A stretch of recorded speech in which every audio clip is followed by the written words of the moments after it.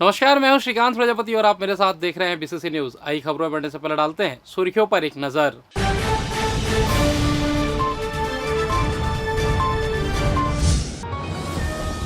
PM Modi के खिलाफ अपशब्दों का उपयोग, भाजपा जता रही कड़ा विरोध। अवैध संबंध बनी हत्या की वजह, पति ने दोस्तों के साथ पुजारी को उतारा मौत के घाट। विभिन्न समस्याओं को लेकर चक्का जाम, राहत नहीं मिलने पर उग्र आंदोलन की चेतावनी। चक्रधर समारोह में स्थानीय कलाकारों की उपेक्षा, कलेक्टर को सौंपा गया ज्ञापन। तो ये थी सुर्खियां, अब खबरें विस्तार से। बिला विधायक एवं पूर्व विधानसभा अध्यक्ष धर्मलाल कौशिक ने कांग्रेस पर हमला बोलते हुए कहा कि विपक्ष अब शालीनता और भाषा की मर्यादा को लगातार तोड़ रहा है। उन्होंने कहा कि बिहार के दरभंगा में हुई जनसभा में कांग्रेस और राजद नेताओं द्वारा प्रधानमंत्री नरेंद्र मोदी के प्रति जिस तरह अशोभनीय और अभद्र भाषा का प्रयोग किया गया, यहां तक कि उनकी स्वर्गीय माता को भी अपमानित किया गया, उसकी पूरे देश में निंदा हो रही है। लकीराम ऑडिटोरियम में पत्रकार वार्ता को संबोधित करते हुए कौशिक ने कहा कि अभद्र भाषा का यह सिलसिला नया नहीं है। कभी सोनिया गांधी ने प्रधानमंत्री को मौत का सौदागर कहा, तो अब राहुल गांधी प्रधानमंत्री को तू कहकर संबोधित कर रहे हैं। उन्होंने कहा कि देश की जनता ने लगातार तीसरी बार नरेंद्र मोदी को प्रधानमंत्री बनाकर उन्हें सर्वोच्च पद की जिम्मेदारी सौंपी और उनके कार्यों से विकास का मार्ग प्रशस्त हुआ है। ऐसे में तू तड़ाक जैसे शब्द राजनीति की गरिमा को ठेस पहुंचाते हैं।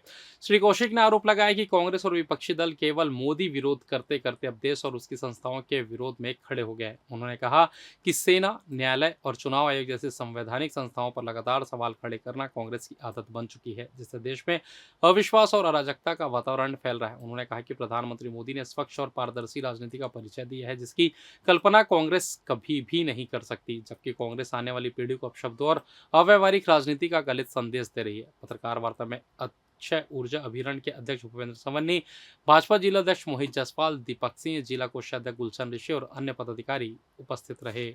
बिहार में जो कांग्रेस की रैली हो रही है, संयुक्त रैली उनके ईडी की, और उस रैली के दौरान में दरभंगा के सभा में जिस प्रकार से देश के सम्मानीय प्रधानमंत्री नरेंद्र मोदी जी के ऊपर, उनके स्वर्गीय माता जी के ऊपर में जो अशोभनीय टिप्पणी की गई है, जिस प्रकार से हल्के शब्दों का प्रयोग किया गया है और अपमानित करने का काम किया गया है, मैं समझता हूँ कि बेहद ही चिंताजनक विषय है। और आज जो भाषा की जो मर्यादा है वो तार-तार हो रही है, उसको लेकर के एक बार लोकसभा में भी लोकसभा अध्यक्ष को भी ये बात कहनी पड़ी है।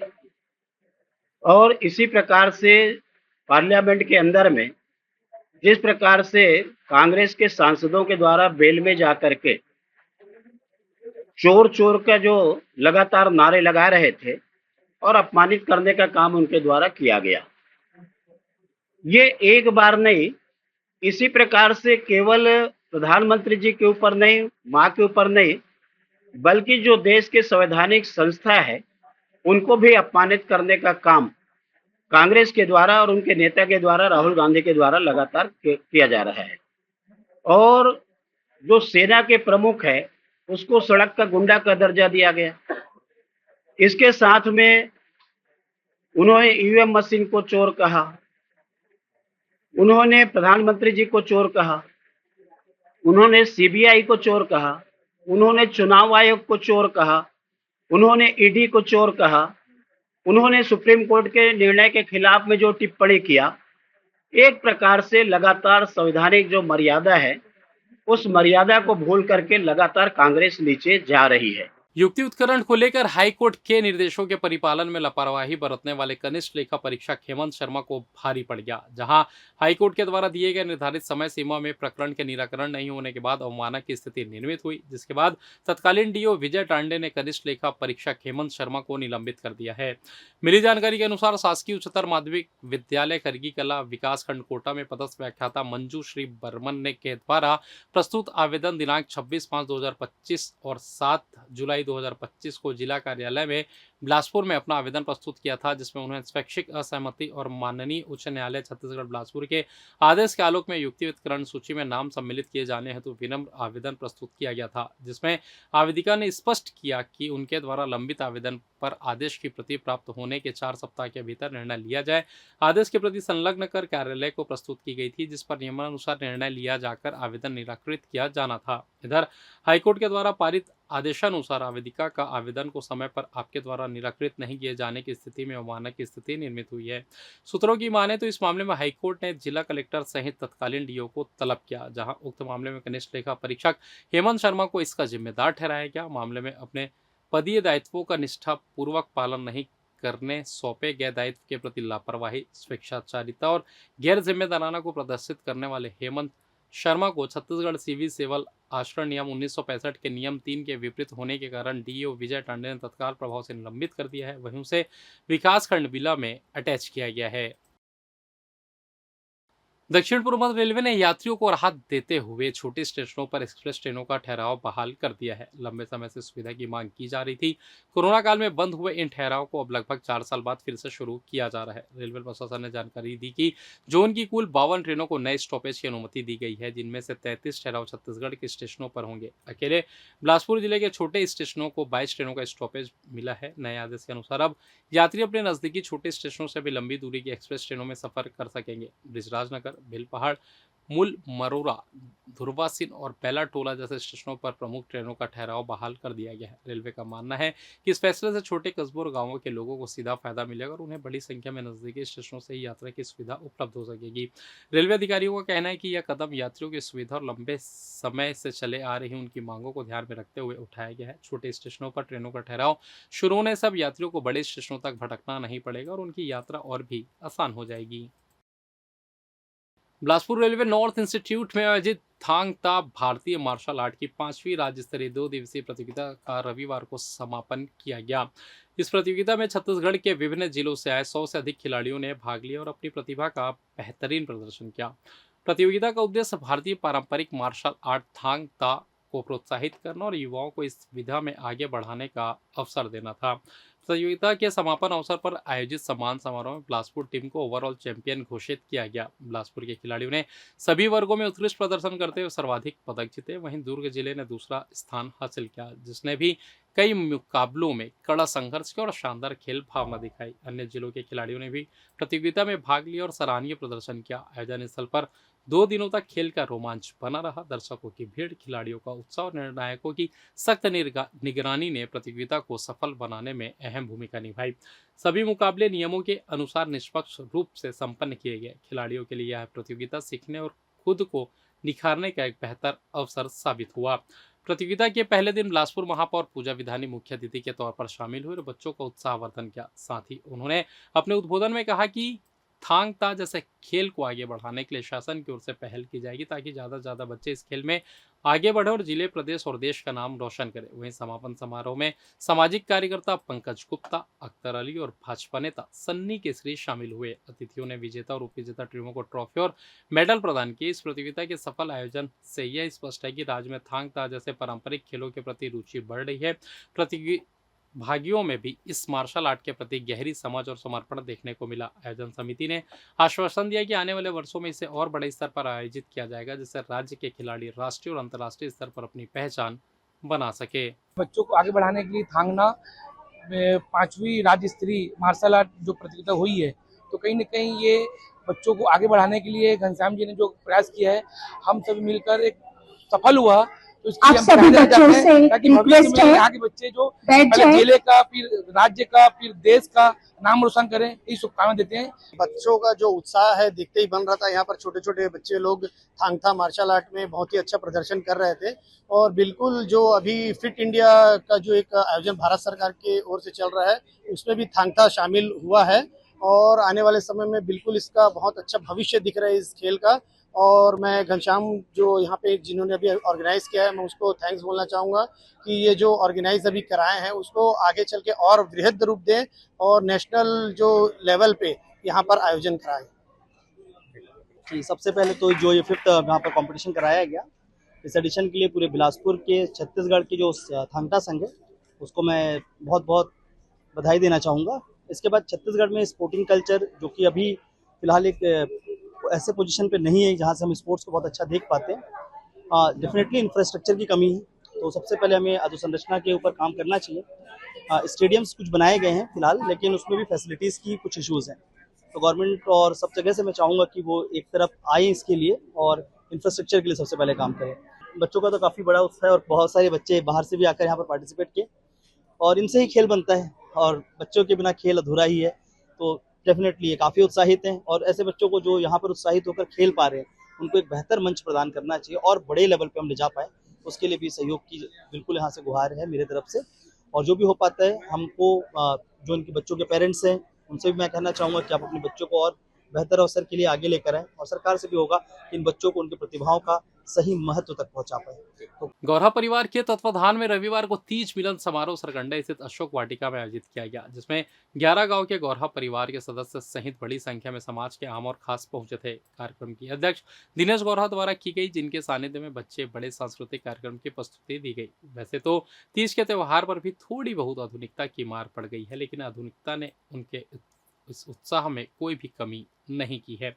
बेशक वक्त की कमी के चलते कभी सामूहिक तौर पर मनाया जाने वाला यह त्यौहार अब घरों के भीतर तक सिमट गया है, लेकिन रविवार को आयोजित इस कार्यक्रम में गायन, नृत्य, प्रश्नावली जैसे स्पर्धाएं का भव्य आयोजन किया गया था। इस अवसर पर महिलाएं साज श्रृंगार कर पहुंची थी। इस दौरान विभा गौरा, सुभाषिनी गौरा, रंजना गौरा, उमेश गौरा, वीरेंद्र गौरा, संजय गौरा, रामदत्त गौरा, अनिल कुकेरस से यामिनी गौरा और गौरहा परिवार की सभी बेटियां उपस्थित रहे। अंत में सभी बेटियों को भेंट दी गई, साथ ही तीज त्योहार के महत्व को भी सभी के साथ साझा किया गया। गौरहा परिवार के द्वारा तीज मिलन का कार्यक्रम किया गया। प्रति वर्ष हम तीज मिलन का कार्यक्रम करते हैं, जिसमें अपने बहन, बेटियां और भांजियों को बुलाते हैं। ये बहुत ही गर्व की बात है कि हम अपने मानदंड को बुलाते हैं और 11 पूरे गौरहा परिवार की बेटियां एक छत के नीचे मिलती हैं और उनका आशीर्वाद और स्नेह हमको प्राप्त होता है। बहु बेटी हुआ आजा भाइयों का एक बृहद सम्मेलन, ये दूसरा साल है और ये कार्यक्रम प्रतिवर्ष आयोजित किए जाने का सब लोगों को सहमति है और इसलिए सब कार्यक्रम लगातार जी हैं। इन लोगों ने एक माने पहल की और पहल आज एक अच्छी ऊंचाई पर पहुंच चुका है और जिस प्रकार से गौरहा लोगों का गौरव है उसमें वृद्धि हो ही रहा है। और सभी हमारे मंचस्थ चाची जी हैं, सभी को मैं प्रणाम करता हूँ, हमारी बेटी को भी सब प्रणाम करता हूँ। आप लोग सब हमारी बेटियाँ जो दूर दूर से आई हुई हैं उनका मैं बहुत बहुत आभार। तखतपुर में घटित जघन्य हत्या के मामले में बिलासपुर पुलिस ने महज 12 घंटे के भीतर अंधे कत्ल की गुत्थी सुलझाते हुए 5 आरोपियों को गिरफ्तार करने में सफलता हासिल की है। मृतक जागेश्वर पाठक, जो पाट बाबा मंदिर का पुजारी था, उसका हत्या का कारण अवैध संबंध बताया जा रहा है। पुलिस की त्वरित कार्रवाई और सक्रियता से यह मामला न केवल जिले में बल्कि पूरे प्रदेश में चर्चा का विषय बन गया है। घटना तखतपुर थाना क्षेत्र का है। मृतक जागेश्वर पाठक का आरोपी सुरेश धुरी की पत्नी से प्रेम संबंध हो गया था। यही अवैध संबंध इस हत्याकांड का मुख्य कारण बना। जानकारी के अनुसार मृतक और आरोपी सुरेश की पत्नी के बीच संबंध उजागर होने के बाद लगभग 6 महीने पहले आरोपी और उसकी पत्नी का सामाजिक तलाक भी हो चुका था। इसके बावजूद आरोपी मृतक से गहरी रंजिश रखता था और मौके की तलाश में था। बीती रात आरोपी सुरेश धुरी ने अपने साथियों के साथ मिलकर इस खौफनाक वारदात को अंजाम दिया। योजना के तहत उन्होंने मोटरसाइकिल की पूजा करने के बहाने मृतक को मंदिर से बाहर बुलाया और वहां पहले से मौजूद आरोपियों ने ईंट और सस्पेंशन पाइप से हमला कर उसकी बड़ी ही बेरहमी से हत्या कर दी और घटनास्थल से फरार हो गए। पुलिस ने तत्परता दिखाते हुए महज 12 घंटे के भीतर सभी आरोपियों को हिरासत में ले लिया। मुख्य आरोपी सुरेश धुरी निवासी तखतपुर धूलघट रोड को धमतरी पुलिस की मदद से भखारा धमतरी से पकड़ा गया। अन्य आरोपियों में हेम कुमार धुरी, मुकेश धुरी, धनराज बंदे और एक नाबालिग आरोपी शामिल है। मृतक की हत्या ने क्षेत्र में सनसनी फैला दी थी, लेकिन पुलिस की सक्रियता से मात्र 12 घंटे के भीतर केस का खुलासा हो गया। इस घटना ने एक बार फिर यह साबित कर दिया कि आपसी रंजिश और अवैध संबंध किस तरह समाज में गंभीर अपराधों को जन्म देते हैं। और फिलहाल वक्त तो चला छोटा सा ब्रेक का, मिलते हैं ब्रेक के बाद, कहीं जाइएगा नहीं। पिछले 17 वर्षों से रियल एस्टेट के क्षेत्र में दे रहे हैं अपनी सेवाएं और लगातार शहर की जनता को एक नई लिविंग लाइफस्टाइल। अपने कार्यों एवं सेवाओं के माध्यम से लाखों लोगों की उम्मीदों को दिया है आकार। इसलिए जिले में ही नहीं पूरे प्रदेश में इनकी पहचान है बरकरार। आपके सपनों के घर को हकीकत में बदल कर है दिखाना, इसलिए आपके लिए लेकर आए हैं भाटी आशियाना।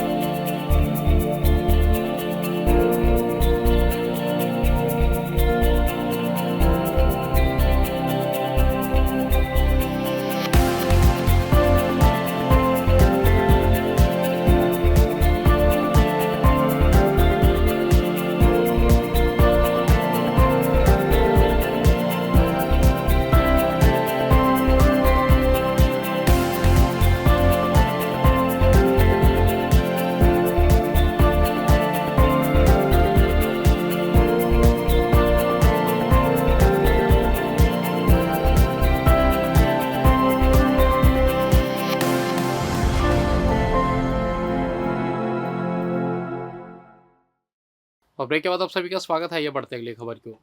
कोटा क्षेत्र की मूलभूत समस्याओं को लेकर कोटा विधायक अटल श्रीवास्तव के नेतृत्व में कांग्रेस पार्टी ने सोमवार को कोटा नगर के नाका चौक पर चक्का जाम कर प्रदर्शन किया। इस दौरान सड़कों पर वाहनों की लंबी कतार लग गई। हालात को देखते हुए एडिशनल एसपी अर्चना झा, कोटा एसडीओपी नुपुर उपाध्याय और थाना प्रभारी समेत पुलिस बल मौके पर मौजूद रहा। कांग्रेस कार्यकर्ताओं ने कहा कि क्षेत्र में बिजली का घोषित कटौती से आमजन बेहद परेशान है। वहीं किसानों को सोसाइटियों में खाद उपलब्ध नहीं हो पा रही है, जिससे कृषि कार्य प्रभावित हो रहा है। ग्रामीणों का आरोप है कि सरकार के संरक्षण में खाद की कालाबाजारी हो रही है। प्रदर्शनकारियों ने बताया कि अमाली, बिल्लीबंद और श्रीपारा के ग्रामीणों को सड़क निर्माण का आश्वासन कई बार दिया गया, लेकिन कार्य अब तक शुरू नहीं हुआ है। प्रधानमंत्री ग्राम सड़क योजना और पीडब्ल्यूडी विभाग की उदासीनता के कारण लोगों को भारी दिक्कतें झेलनी पड़ रही है। प्रदर्शनकारियों ने यह भी कहा कि कोटा रेलवे स्टेशन से नाका चौक तक बनने वाली मुख्य सड़क का निर्माण अधूरा छोड़ दिया गया है। ठेकेदार की लापरवाही से सड़क पर बड़े बड़े गड्ढे हो चुके हैं, जिससे आए दिन दुर्घटनाएं हो रही है। धूल और डस्ट से स्थानीय लोग परेशान हैं। साथ ही सड़क के दोनों ओर स्थायी और अस्थायी बेजा कब्जा हटाने में विभाग गंभीर नहीं है, जबकि मुआवजा राशि पहले ही वितरित की जा चुकी है। कांग्रेस नेताओं ने चेतावनी दी कि यदि जल्द ही सड़क, बिजली और खाद की समस्या का निराकरण नहीं किया गया तो आंदोलन को और उग्र किया जाएगा। प्रदर्शन के कारण घंटों तक यातायात प्रभावित रहा। पिछले 3 महीने में जब गर्मी का समय था, हमारे किसानों ने गर्मी की फसल लगाई थी, पर जब बात आती थी बिजली की तो बिजली ऑफ कर दी जाती थी। ट्रांसफार्मर बदलने में 3-3 महीने लग जाते थे। एक ट्रांसफार्मर नहीं पहुंच पाता था। किसानों की खेती बर्बाद हो गई, उनका धान की फसल बर्बाद हो गई, पर इनके कान में चू नहीं रही थी, क्योंकि इनको तो नौकरी चाकरी करना है। अडानी और अंबानी जैसे सेठों की नौकरी चाकरी करना है। इस छत्तीसगढ़ को लूटने की साजिश है। छत्तीसगढ़ की खनिज संपदा को लूटने के लिए अडानी की नौकरी करने के लिए सरकार बनाई गई है। यह आम जनता के लिए सरकार नहीं है साथियों। पर ये भूल गए हैं कि हम पहले लड़े थे गोरों से, अब लड़ेंगे चोरों से। पहले लड़े थे गोरों से, अब लड़ेंगे चोरों से।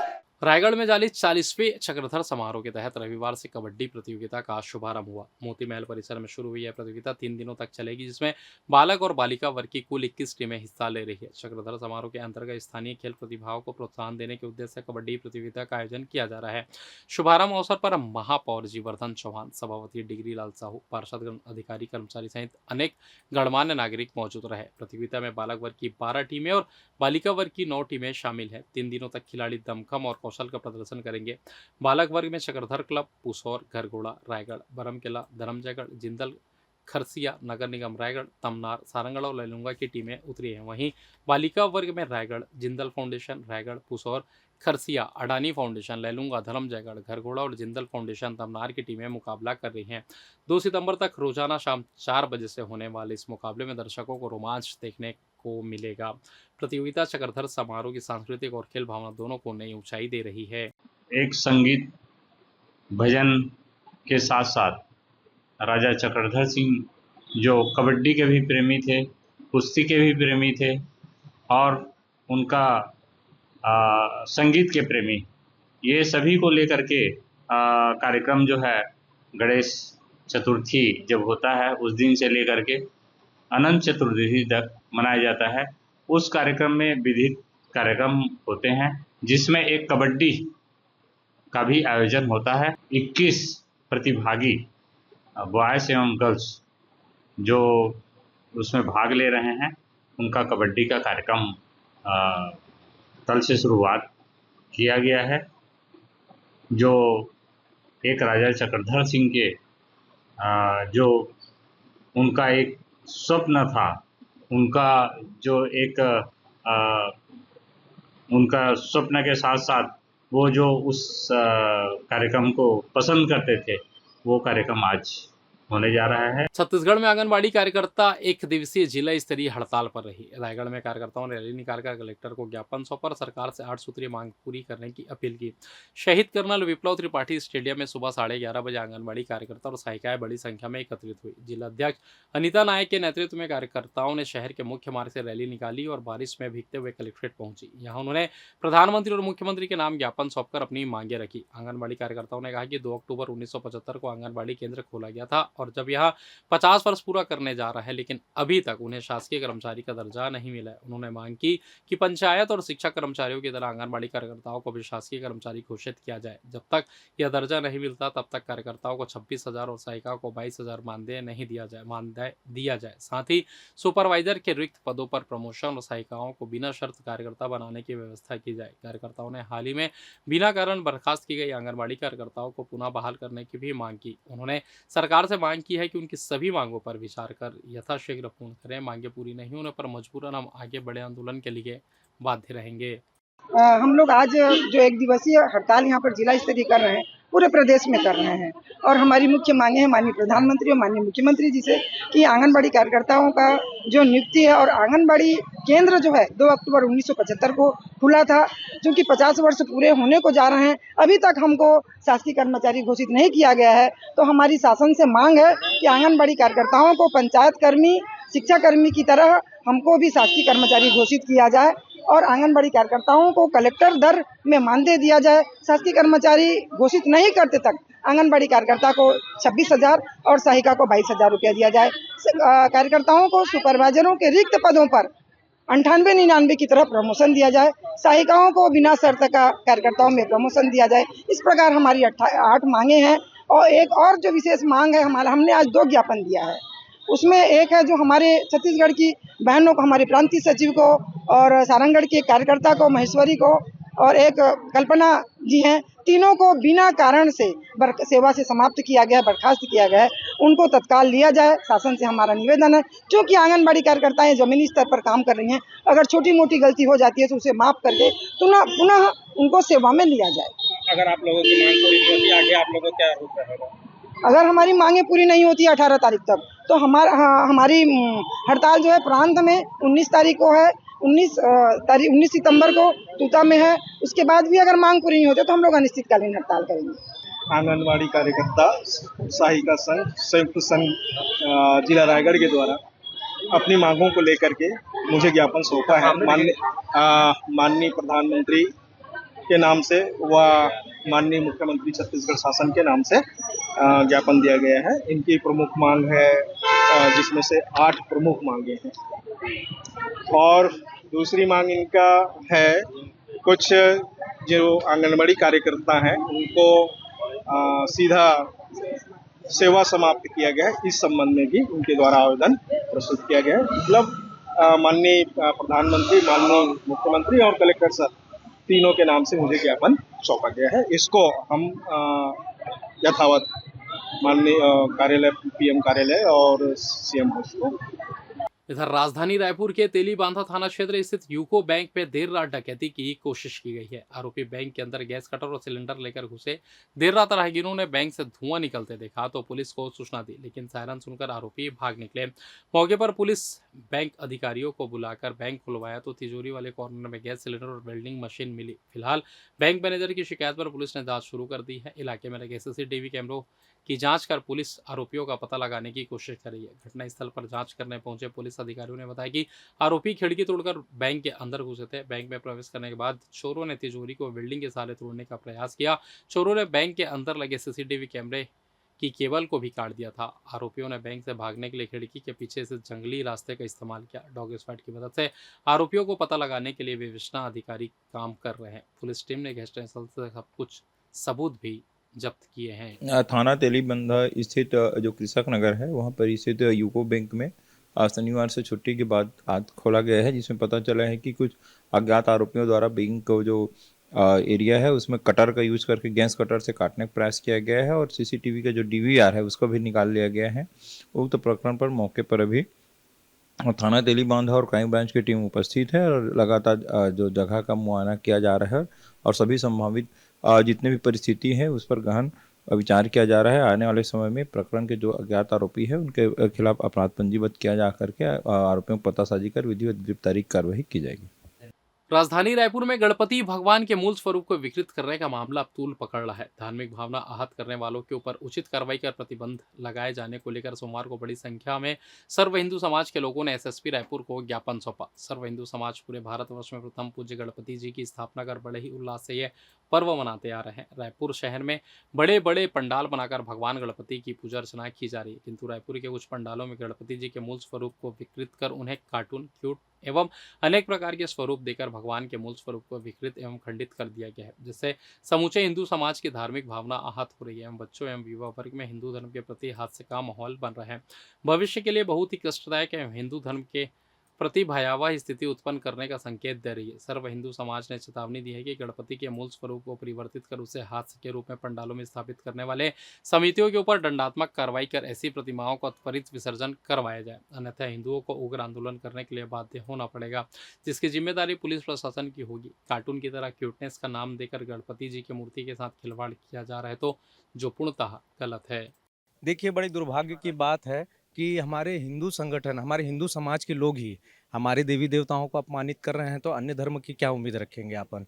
हमारे धर्म के, हमारे समाज के अगर हिंदू भाई लोग अगर इस प्रकार से आपत्तिजनक गणपति, जो कि इनका स्वरूप, जो वास्तविक स्वरूप है गणेश जी का, उसकी स्थापना करनी चाहिए, तो ये कहीं पे पुष्पा के रूप में बैठा रहे हैं, तो कहीं पे क्यूटी, मतलब उनका एक दंत दयावंत चार भुजाधारी ये कहा जाता है और आरती भी उतारते हैं उनकी, ऐसा कह करके। उसके बाद भी उसमें आप देखेंगे मूर्ति में एक दंत नहीं है, चार भुजाएं नहीं हैं और रिद्धि सिद्धि के साथ अपने गणपति जी की स्थापना होती है। तो वहाँ पे गोद में उठाए हुए अब वो कौन है, किनको लेकर के उठा रहे हैं ऐसे आपत्तिजनक मूर्ति जो जहाँ जहाँ पे बैठी है, हम उसका विरोध करते हैं। और यहाँ पे हम एसपी साहब के पास आए हैं और ये कि जितनी भी समितियां हैं जहाँ जहाँ रायपुर में स्थापित हुई हैं, ये उनको तत्काल प्रभाव से विसर्जन कराए और इन समितियों के ऊपर तत्काल कार्रवाई करे कि आगे इस प्रकार का ये जो आपत्तिजनक मूर्ति की स्थापना की है वो दोबारा नहीं करें। तो बेशर्मी की पराकाष्ठा है। हमारा धर्म, हमारी संस्कृति किस ओर जा रही है, सोचनीय विषय है। आज हमारे बच्चे जब गणपति देख के आ रहे हैं, कई जो छोटे मासूम बच्चे हैं, कितने क्यूट गणपति थे, देख के अच्छा लगा बोल रहे हैं, और जो बड़े हैं समझदार, वो दुखी हो रहे हैं कि घर किस प्रकार के गणपति। हम तो पढ़ते हैं भाई, एक दंत दयावंत चार भुजाधारी है, उधर पुष्ट पग खम्भासा, ये पढ़ा जाता है। लेकिन आज गणपति जी का ना दांत है ना पेट है, किस स्वरूप में हम उनको दिखा रहे हैं। हम अपने बच्चों को क्या संस्कार देंगे। हम हजारों वर्ष तक गुलाम रहे, ऐसे ही प्रवृत्ति के कारण रहे, और आज भी यह सब जो है ये सब प्लानिंग के तहत हो रहा है। ये अचानक कुछ नहीं हो रहा है, ये प्लानिंग है कि हिंदू धर्म को कैसे बर्बाद किया जाए। आज की जो युवा पीढ़ी है, आज के जो बच्चे हैं, अपने धर्म को स्वयं मजाक बनाए, ये बहुत बड़ी प्लानिंग है। रायगढ़ में चल रहे अंतर्राष्ट्रीय ख्याति प्राप्त चक्रधर समारोह 2025 के 5वें दिन का शुभारंभ गरिमामय माहौल में हुआ। इस मौके पर मंच पर पहुंचे अतिथियों ने दीप प्रज्वलित कर कार्यक्रम का उद्घाटन किया और भगवान श्री गणेश व महाराजा चक्रधर सिंह को नमन किया। रविवार को चक्रधर समारोह के 5वें दिन राज्यसभा सांसद देवेंद्र प्रताप सिंह, चंद्रपुर विधायक रामकुमार यादव और पिछड़ा वर्ग आयोग के अध्यक्ष RS विश्वकर्मा मुख्य अतिथि के रूप में शामिल हुए।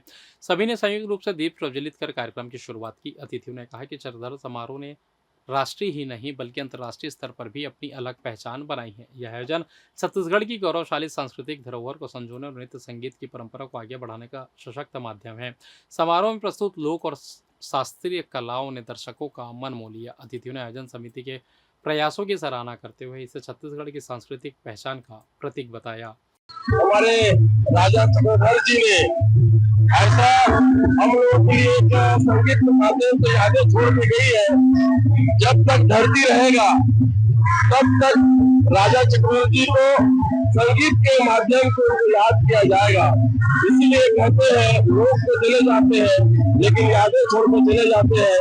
मैं बहुत ही सौभाग्यशाली हूँ कि ऐसे राज परिवार का जो हमारी जो सगा संबंधी लोगों से भी मुझे राजनीतिक में आशीर्वाद मिलता है और उन्हीं के आशीर्वाद से आज मैं विधायक बना हूँ। हमारे जनता राजा जी के उनके रिश्तेदारों के आशीर्वाद से मैं आज राजा चक्रधर जी को प्रणाम करता हूँ। उनके संगीत के प्रति जो इस रायगढ़ घराना जो बना कर गए हैं, एक ताल दो ताल तीन ताल, जब तक चंदा सूझ रहेगा तब तक राजा याद करेंगे। उनको श्रद्धांजलि अर्पित करता है। रायगढ़ में चल रहे अंतर्राष्ट्रीय ख्याति प्राप्त चक्रधर समारोह में रविवार की शाम शास्त्रीय संगीत की अनोखी छटा देखने को मिली। देश विदेश में अपनी गायकी से पहचान बना चुकी डॉक्टर मेघरा और उनकी बहन शुभ्रा तलेगांवकर ने अपनी प्रस्तुतियों से ऐसा समा बांधा कि पूरा सभागार भाव विभोर हो उठा।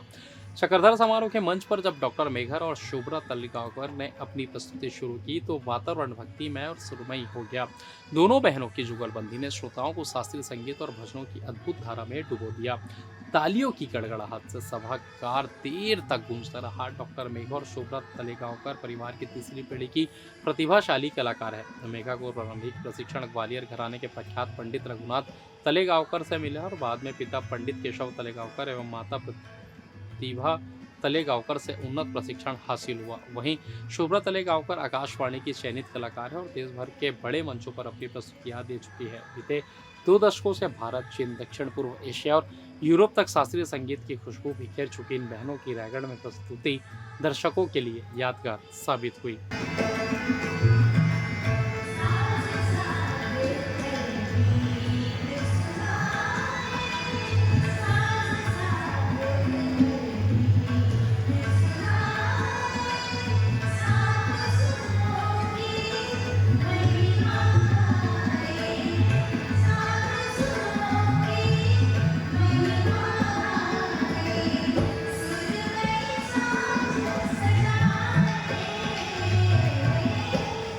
प्रस्तुति तो मैंने अपने दादा गुरु, अपने पिता और अपने माँ की दी है, जिससे कि हम लोगों ने पूरा प्रोग्राम प्राइवेट किया है। ये कोई भी रिकॉर्डेड प्रोग्राम नहीं है, ये फिल्मी गानों जैसा प्रोग्राम नहीं था। हम लोगों ने अपनी ही बंदिशों को यहाँ प्रस्तुत किया और चक्रधर समारोह बहुत ही उच्च दर्जे का प्रोग्राम है।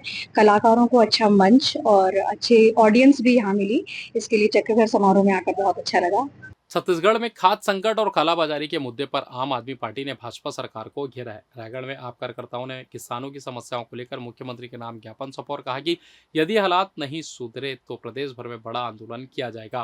धान का कटोरा कहे जाने वाले छत्तीसगढ़ में खाद्य संकट गहराने से किसान परेशान हैं। इसी मुद्दे को लेकर रायगढ़ में आम आदमी पार्टी ने मोर्चा खोला। आप नेताओं ने आरोप लगाया कि किसान विरोधी नीतियों के कारण धान उत्पादक प्रदेश शर्मसार हो रहा है और अन्नदाता सड़कों पर उतरने को मजबूर है।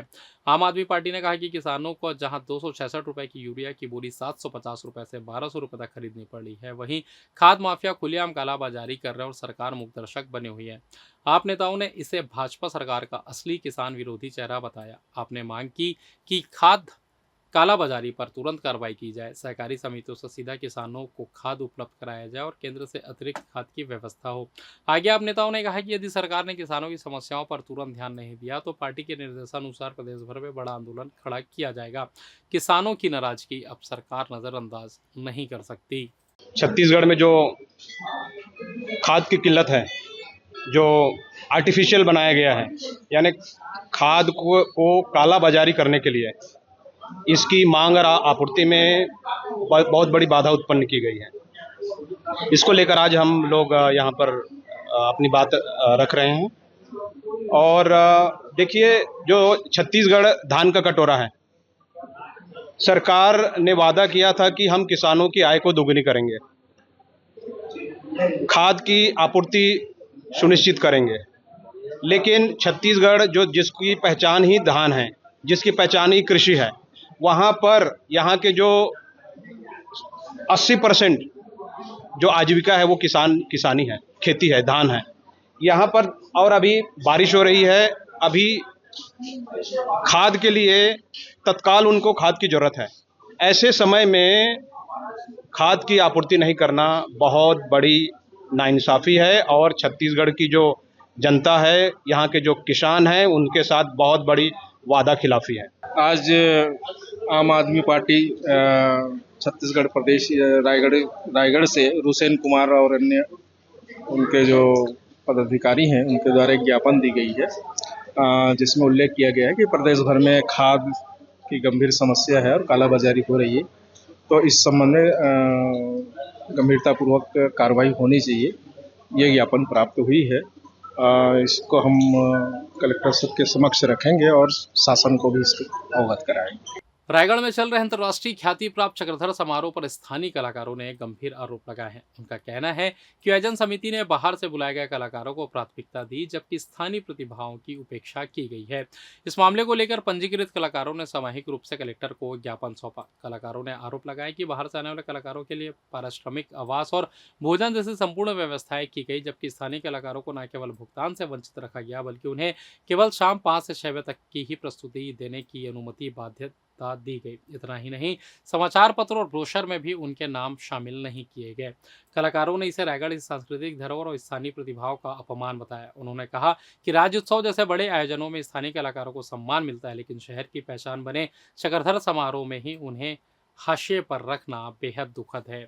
भेदभाव से आहत होकर कई कलाकारों ने अपना निर्धारित कार्यक्रम भी रद्द कर दिया। उन्होंने मांग की है कि भविष्य में स्थानीय कलाकारों के साथ भी समान व्यवहार किया जाए और उन्हें बाहरी कलाकारों की तरह उचित पारिश्रमिक और सम्मान मिले। क्योंकि यहाँ पर स्थानीय कलाकारों की सम्मान की बात आ गई है और हम चक्रधर समारोह का सम्मान करते हैं। राजा चक्रधर जी एक संगीत के बहुत बड़े उपासक थे और हमने कभी भी किसी प्रकार का विरोध नहीं किया। हम पूरा चक्रधर समारोह का सम्मान करते हम सभी। और लेकिन रायगढ़ जैसे कहा जाता है कि कला और संस्कृति की नगरी है, लेकिन यहाँ पर इस बार यह देखा गया कि सभी स्थानीय कलाकारों के साथ बहुत ही भेदभावपूर्ण व्यवहार किया गया और उन्हें कहा गया कि आप 0 पेमेंट में कार्यक्रम कीजिए। बाहर के कलाकार जो आते हैं, इनको लाखों दे दिया जाता है, उनके लिए फंड रहता है, लेकिन जो स्थानीय कलाकार यहाँ के हैं हमारे रायगढ़ के, उन्होंने भी 25 साल मेहनत की है, उन्होंने म्यूजिक में डिग्री की है और कई 5 साल कर वे आगे बढ़े हैं। तो मैं चाहूँगा कि भाई जिला प्रशासन और जो भी हमारी यहाँ की छत्तीसगढ़ के हमारे माननीय ओपी चौधरी जी विधायक हैं, मैं सभी से निवेदन करना चाहूँगा कि स्थानीय कलाकारों को जैसा राज्योत्सव में महत्व दिया जाता है, ऐसा सम्मान उनको भी वैसी आवास की सुविधा और उचित पारिश्रमिक उनके योग्यता के आधार पर जरूर दिया जाए। शिकायत ये 29 तारीख को मेरा प्रोग्राम था, मैं संस्कृत शास्त्रीय संगीत में गायन करने वाली थी और प्रोग्राम रिहर्सल सब हो चुका था और उन्होंने कोई भी निःशुल्क प्रोग्राम कार्यक्रम करने के लिए उन्होंने बाधित किया हमको और टाइमिंग का इशू था। जो प्रोग्राम शुभारंभ 7 बजे होता है, वो कार्यक्रम हमको 5 बजे करने के लिए बोला गया, तो इस वजह से मैंने अपना प्रोग्राम को कैंसिल किया था। क्या चाहते हैं इसमें? क्या कहीं ना कहीं सम्मान नहीं मिल पा रहा है कलाकारों को? जी बिल्कुल, स्थानीय कलाकारों के साथ अन्याय हो रहा है, क्योंकि चक्रधर समारोह हमारे महाराजा चक्रधर सिंह के याद में किया जाता है, उनकी स्मृति में किया जाता है और वो भी 10 दिन तक निरंतर चलता रहता है। बाहर से आर्टिस्ट आके उनको बहुत सम्मान मिलता है, तो हम चाहते हैं कि हमको भी प्राथमिकता दी जाए इस कार्यक्रम में। फिलहाल इस बुलेटिन में बस इतना ही। मुझे दीजिए इजाज़त, फिर होगी आपसे मुलाकात। तब तक देखते रहिए BCC न्यूज़। नमस्कार।